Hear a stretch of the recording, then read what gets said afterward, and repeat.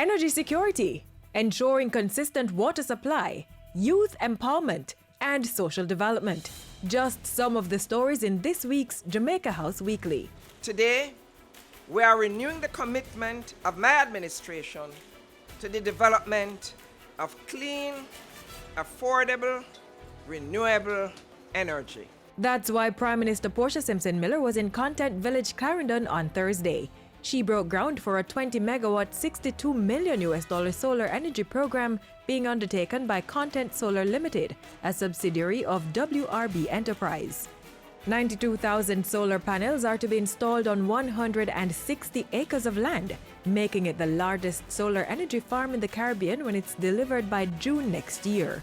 Successful implementation of the project will see the island reducing its oil import by 80,000 barrels per year for the next 30 years. We do not intend to forever remain hostage to imported fossil fuel and all the challenges that it brings. At the end of last year, Jamaica's oil import bill exceeded the value of our export of goods by over 118%. Another precious commodity drew Prime Minister Simpson Miller's attention this past week. On Wednesday, she signed a 5-year, $4.9 billion contract to ensure that the corporate area receives a more regular water supply by limiting wastage and theft.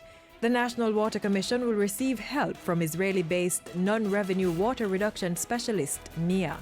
Under this 5-year project supported by the Inter-American Development Bank, and I want to pause to thank the IDB, MIA will implement strategies and action to enable the NWC to improve its performance and maximize the collection of income for water it produces. MIA will conduct an audit of the network to determine the precise situation with regard to non-revenue water and how best to reduce these figures to 37% within 2 years, 30% within 3 years, and 20% in the 5th year. Currently, 108 million liters, or more than half of the water produced daily in the corporate area, does not generate revenue for the NWC. This project should increase the Commission's revenues by $250 million. 650,000 businesses and residents in the corporate area will benefit. Let me encourage all the participants to do well and to make the most of this excellent opportunity. I look forward to more programs such as these, which put our people, especially our youth, at the center of development, economic growth, social development, and prosperity. On Friday, Prime Minister Portia Simpson Miller supported the signing of a $27 million youth summer camp program spearheaded by the Jamaica Social Investment Fund. 2,175 at-risk youth in 18 communities across 7 parishes will be engaged in 24 camps over the summer. The initiative forms part of the World Bank-funded Integrated Community Development Program. The youth camp will provide education, behavior modification, skills training, and recreational opportunities for Jamaicans 6 to 30 years old. Adults were also in the mix for social development this past week. 77 adults from Majesty Gardens now have their high school diploma.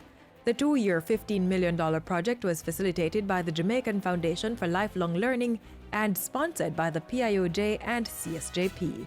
We are on a mission to change the lives of the people of Southwestern St. Andrew.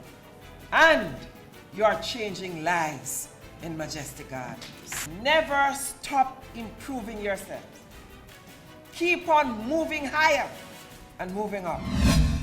Prime Minister Portia Simpson Miller has thanked outgoing ambassador to the U.S. Professor Stephen Vassiani for his shrewd stewardship, which she says has led to deeper partnerships with the United States.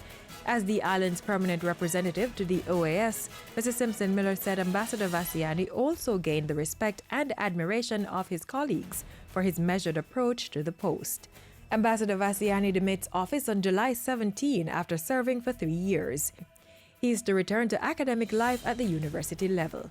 That's it for Jamaica House Weekly. Join us next time for the latest stories coming out of the office of the Prime Minister.